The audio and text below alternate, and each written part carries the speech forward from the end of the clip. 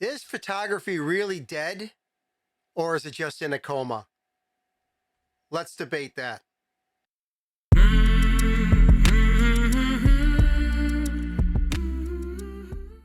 Hey everybody, welcome to the channel. I'm Mike, Regala Photography, where we talk about everything photography.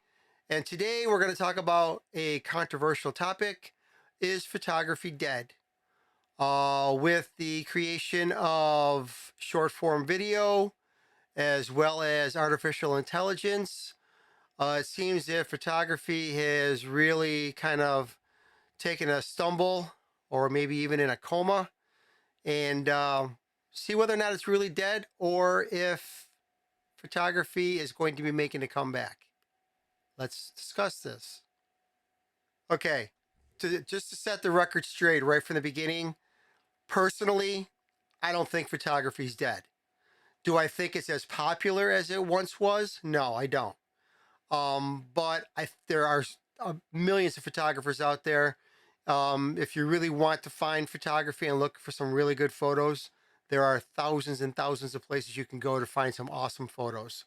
So photography itself is not dead. However, the mainstream social media sites like Facebook, TikTok, Instagram, they are all focusing on short form video. Even YouTube, which is primarily has always been a video platform anyway, they are really starting to push their YouTube Shorts, which is their version of a short form video. What are some of the challenges photography is facing in 2022 and going into 2023? Well, I mean, they're still the same. Uh, it just seems that the challenges have gotten better. They've all improved. Uh, the big one, the main one, is obviously short form video. Uh, People are on social media. They're not only preferring to look at video instead of photos more often, but Facebook, Instagram, TikTok, they're pushing video in their algorithms uh, to everybody. So you the photographs that the people are posting, because let me tell you, photographers are posting photographs. Problem is, they're being pushed at the bottom of the feed or behind any short form video. And obviously, that makes it tough for a photographer to get their photograph seen. So, uh, TikTok is the big one. TikTok actually kind of started this monster rolling with their short form video. Instagram Reels has been around for a while, but Instagram never really pushed it as hard until they tried to compete against TikTok. And it's really made it difficult for photographers to grow and find an audience in Instagram. You still can, it's still there, but definitely a lot tougher, a lot tougher. And basically, Instagram, they grew because of photography. Photographers really helped make Instagram into the powerhouse that it is. And unfortunately, they are turning their back on all the photographers that helped it grow. Because if you remember, if you go back maybe 4 or 5 years, it was a big deal to have your grid matching and looking cool on Instagram with photographs. Your videos weren't even encouraged. They did still have Instagram Reels, but it was a choice. If you wanted to go look at the video, you click on the Reels tab and you can go look at your video. But now in your feed, if you go scrolling, videos are called like sometimes I'll scroll and it's nothing but video, and it's challenging to if you want to look at photographs to kind of see what's out there. It's very very hard. Okay, so Instagram really turned their back on photographers, unfortunately. The next thing, which has been getting better and better over the years, are uh, cameras in their phones. In the phones, they are so much better. I myself, I just got an iPhone 14 Pro Max, and I tell you, I've been using the iPhone almost as much as I'm using my regular mirrorless EOS R camera, the Canon camera. I mean, part of me, it's like saying it's sad to say that the regular camera, is getting put down as much as it is. Because before I used to take my regular camera everywhere, but now because my phone camera is taking such good photographs, and I can take photographs in RAW, which allows me to edit them later on afterwards. I tell you, it's so much easier carrying my phone around. I always have it. Now, obviously, there's some drawbacks to using a phone camera. Telephoto is the big one. The lens that they use for the telephoto has not really improved much. It's improved a little bit, but usually you get much noisier photos. You can't shoot them in RAW, and you just can't edit very well with them. So, telephotos are and the cameras are nice, but or and the phones are nice, but and it's great to have in an emergency. But it definitely won't beat a zoom lens on a DSLR or a mirrorless camera. So you're kind of stuck with that one lens, which is the main lens. I think they call it the wide lens on an iPhone. And then they have it ultra wide, which again, you can't shoot RAW with the ultra wide. And, the photographs are just a little bit not as good as the main camera. Again, still good in a pinch, but it still won't beat a wide angle lens on a DSLR or a mirrorless camera. But just to get a photograph, I mean, you always have your phone on you. So to have it's getting so much better with not just the hardware but the software. Computational photography is called, and the software is doing such amazing work. Like, for instance, on an iPhone, and I know on a lot of Samsung phones, they have portrait mode, where in the background you get that blurred background. And if you look, like right here on my video, you can see how my background is blurred. I mean, I'm using my mirrorless camera, my Canon EOS R, to video this, but you can see how the background is nice and blurred. Okay, that's called bokeh or bokeh, and that is very desired with a lot of photographs, especially portraits. Well, now in the iPhone and in some of the Samsung Galaxy phones, they can use software that will recognize who the subject is, and then the software will put the blur or the bokeh back into the background to make it look like it was taken with a regular SLR camera. And it's getting better and better. When it first came out, it was kind of corny and it didn't look very good. But I tell you, they're looking very, very good right now. And and the nice thing too is that you can actually adjust it in post afterwards when you're editing.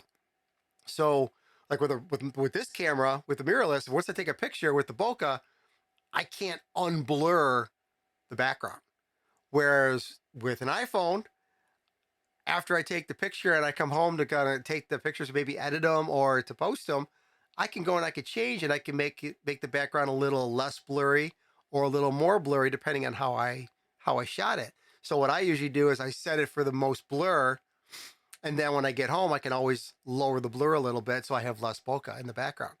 So there are some advantages to using a phone camera for taking your photographs. There are some disadvantages as well, like I mentioned with telephoto and ultra wide. But still, in a pinch, if you need a camera, you got one with you. Now I don't want to call it a new challenge because it's been around for a while, but I'll tell you, it's really been making a splash in the photography world.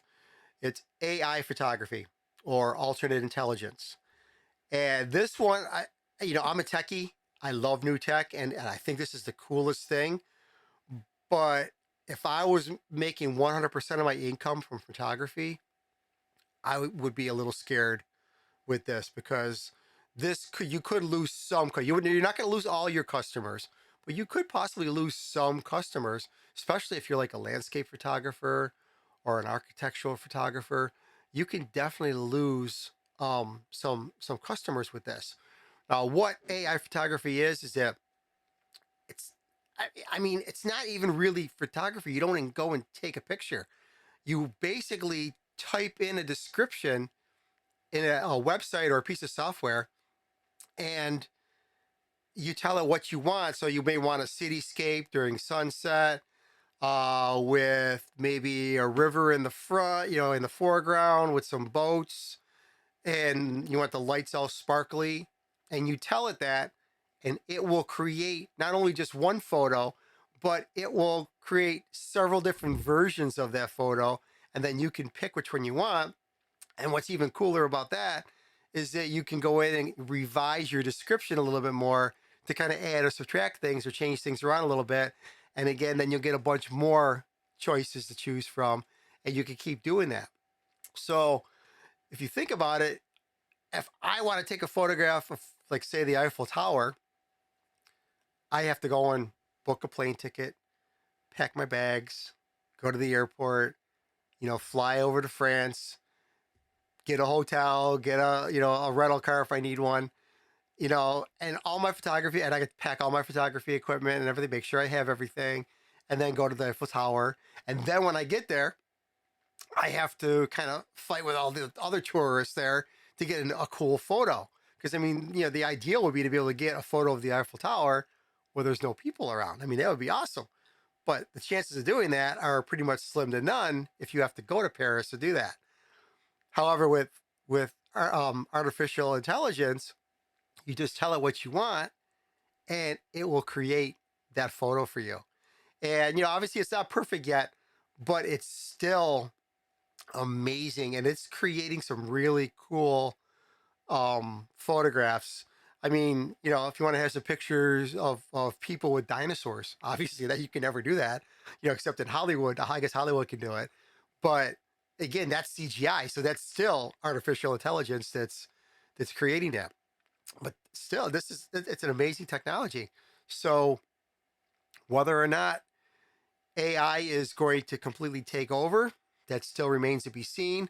I still think that having an actual professional photographer taking your portraits is never going to be replaced. I mean, it's kind of like a teacher or a doctor. I don't think you'll ever be able to tell a computer for everything and then you're going to get it like that. I mean, who knows? I could be wrong. If you watch Star Trek, the hell, their computers can do all that on Star Trek. So, and we at one time we thought we'd never be able to have cell phones and tablets, and look at us now. So, never say never, I guess, but I still think that having an actual person to interact with is going to be very, very important, not only in teaching and the medical field, but also in photography as well. So, artificial intelligence, it's a great tool. There's another side to artificial intelligence too that I personally I don't use. There's a lot of software programs. One of them is what's the name of it again? I forgot. Luminar, Luminar AI, or Luminar Neo is actually the new one. And basically, you just put your photo into it, your raw photo, and you click a button, and it will edit your photo the way it thinks your photo should look. So it's a photo you actually took, but when you push the button, its algorithm kind of goes crazy, and you can actually watch it working. And it will edit your photo, so it'll adjust the lighting, the shadows, the contrast, the color, all that stuff. It'll adjust all that stuff for you, and all of a sudden you have an edited photo. Now, whether or not you like the finished product, that's a different story. But the cool thing about, at least in Luminar, is that it'll do the editing, but then you can go in afterwards and then you can kind of tweak the settings that it did. So again, maybe for a beginner, it might be something cool to have that, so you can kind of see how a photo is edited. For someone who's more experienced, again, I'm sure more experienced photographers probably won't really use it. I know, I mean, I kind of fooled around with it, and it was cool, but I always find myself re-editing it anyways. I didn't really like the results. And who wants a cookie cutter photos that you want all your photos kind of looking the same? So I mean, who knows where that's going to go? But they've done a very, very good job with it, and it's just another tool for a photographer to use. So let's ask another question: are professional photographers still relevant? I kind of just touched on that, saying that working with a person, it's I think most people would still rather interact with a live human being and not have to work with a computer. I mean, if you think about it, when you call your cable company or your phone company up and you don't get to talk to a person right away, you got to deal with that stupid computer that won't let you talk to a person until you answer like 50 questions. So, do you really want to do that when you're going to get your pictures taken? Again, I guess if you're in a hurry, I guess it might be something to do. But again, most people, I think, would really want to interact with a live human being when they are having their portraits taken, or they would like to know that the landscape photo that they bought was actually taken by a person and not computer generated. Again, I guess everybody's gonna have an opinion, and that's why I'm kind of creating this video, so we can kind of start debating it all, because that's the only way we can, tell these people, like, hey, do we really still need human photographers, or do we want to get rid of them? So again, debating this topic is definitely a good thing to do. But another thing is composition.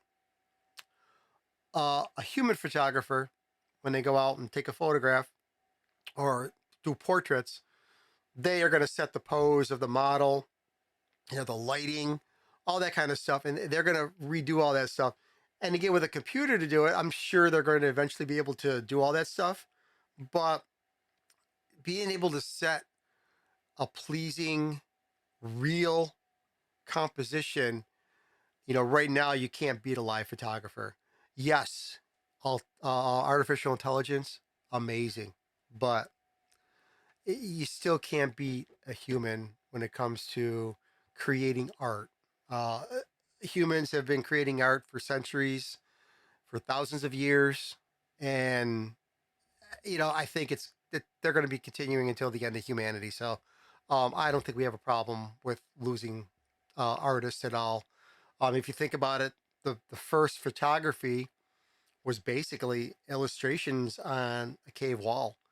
I mean, yes, it wasn't taken with a camera; it was drawn. Still, it kind of created a scene.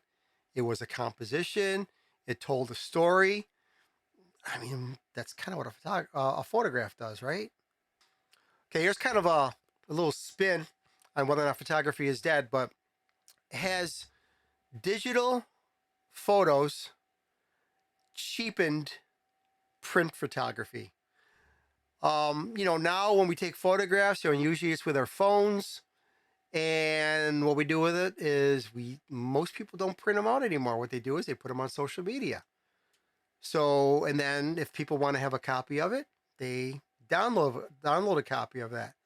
Now it's easier than having to get a print for somebody, but as a professional photographer, it also makes it easier for your work to be stolen. So now here you are taking all your time and energy and your money and your equipment, and you're creating these beautiful photographs, and you want it to be seen by as many people as possible. So you post it on social media, and then all of a sudden it gets stolen. You know, Somebody downloads it and they take it and then they claim it as their own. And it's so hard to fight. As a photographer myself, I mean, I save all my raw files because that's going to be my evidence to say, hey, yeah, this is my photograph. If somebody did steal my photo. So, um, but still, you got to go through all that hassle, all the legal trouble. It's just, whereas with a print, it's a lot harder for somebody to claim it as their own. They maybe have to maybe take a photograph of it and then kind of edit it in Photoshop. And, I mean, I guess it could be done, but it's just more work. It's so much easier to do with digital photography. So has it cheapened the prints? Because, obviously we're not making as many prints more. Or has it made prints more valuable?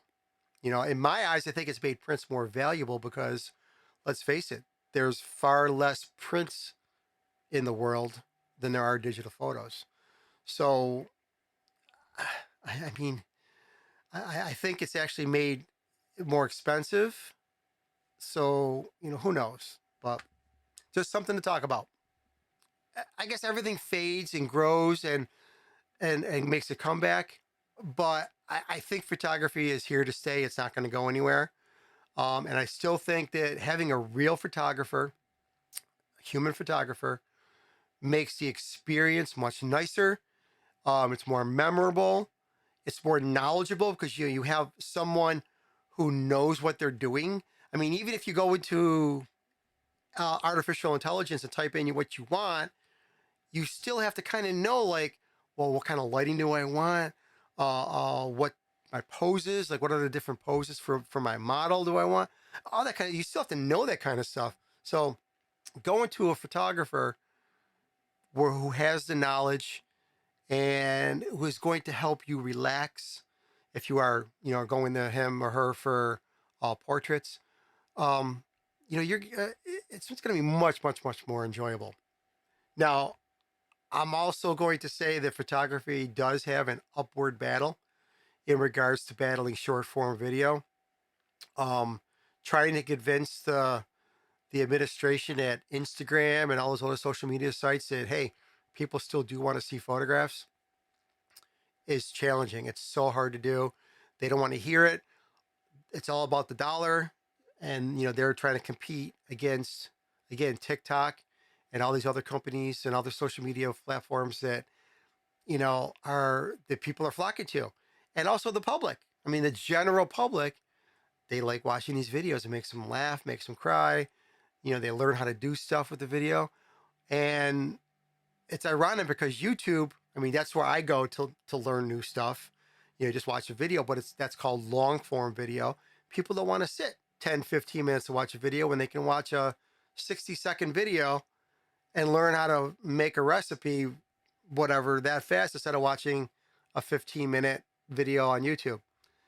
I mean, even YouTube has hopped on to the short form video with their YouTube shorts. Anyway, hopefully this is going to start a conversation, and you guys are going to debate this and talk about this, and we can get some comments going, get some dialogue going on what you think about photography, on where actual human photography is going, whether or not it's going to die, whether or not it's going to fade out for a little bit until it gets a resurgence. We'll see. But let's see about that, and see if you guys can put that in the comments. But anyway, thank you for watching my video all the way through. And if you get a chance, please subscribe to the channel. Click the like button on the video. I tell you, I used to think that really never helped helped at all.